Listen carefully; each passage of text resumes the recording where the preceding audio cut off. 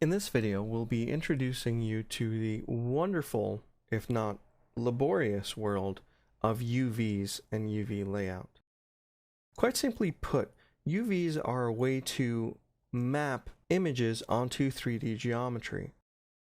UVs are coordinates that correspond to areas on the 3D surface that allow you to take a flat 2D image, such as this pinstripe, and place it correctly onto the geometry so that we get the pinstripe where we need it.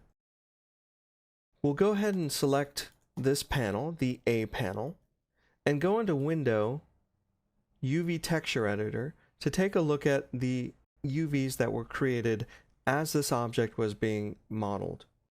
As you go on in your modeling, UVs are placed on the object as you go. As you can see, this UV layout really has very little resemblance to the shape of this object. We're going to have to edit the UVs to create a shape and a map that would allow us to put an undistorted version of this pinstriping onto the geometry for rendering. This scene is in the UVs project and is called Red Wagon Texture version 1. Please make sure to set your project to the UVs project before continuing.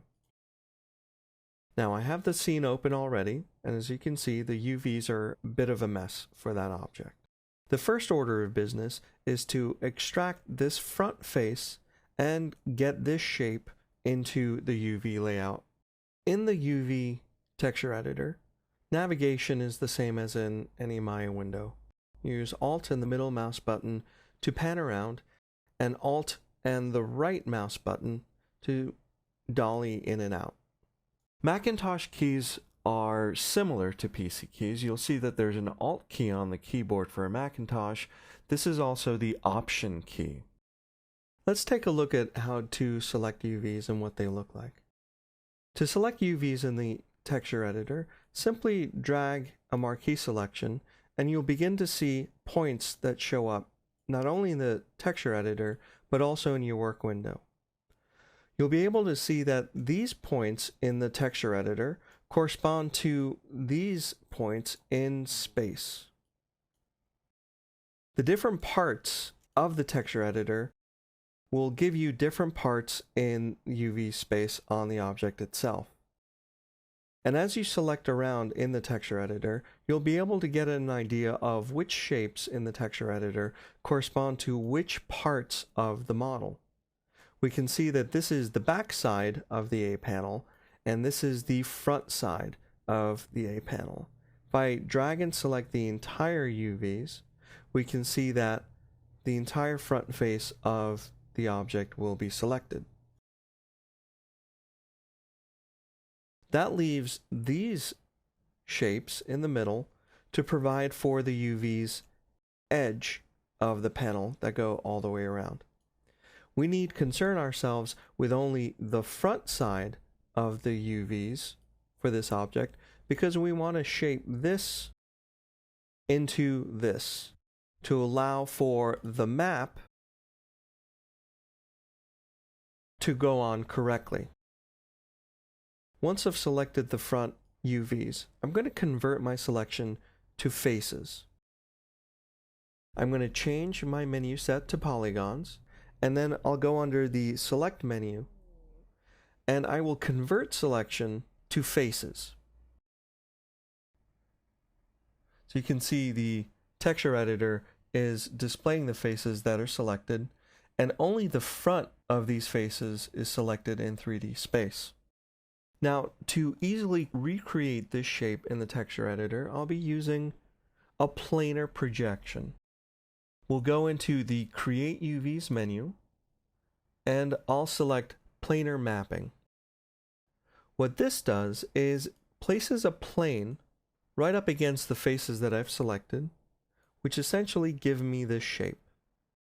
Now, it's badly misshapen in context of its height and width, but this gizmo will allow me to change the planar projection to get the right aspect for that object.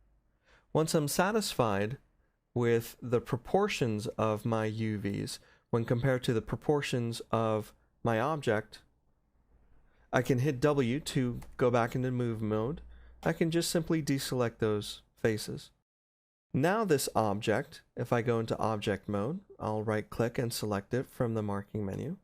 When I select that A panel object, these are my new UVs. You'll see that the A panel's face is now shaped properly, but it is overlapping the rest of the UVs on the object, which is not desirable. This is very easy to fix. In the texture editor, I will right click and select UVs for my selection, and all I'll need to do is select just a few UVs on that face. I'll go to select and select shell, and that will select the entire front face.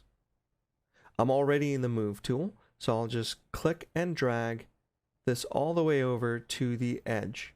Now it's a little bit big, so I'll hit R for scale, and I'll scale it down ever so slightly, and W for move again, and I'll move it all the way to the edge of my UV space.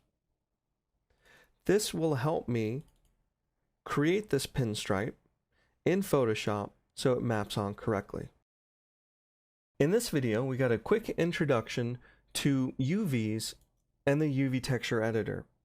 We learned how to manipulate UVs and to recreate the shape of an object's UV face so we can later bring it into Photoshop and create the pinstriping that we need.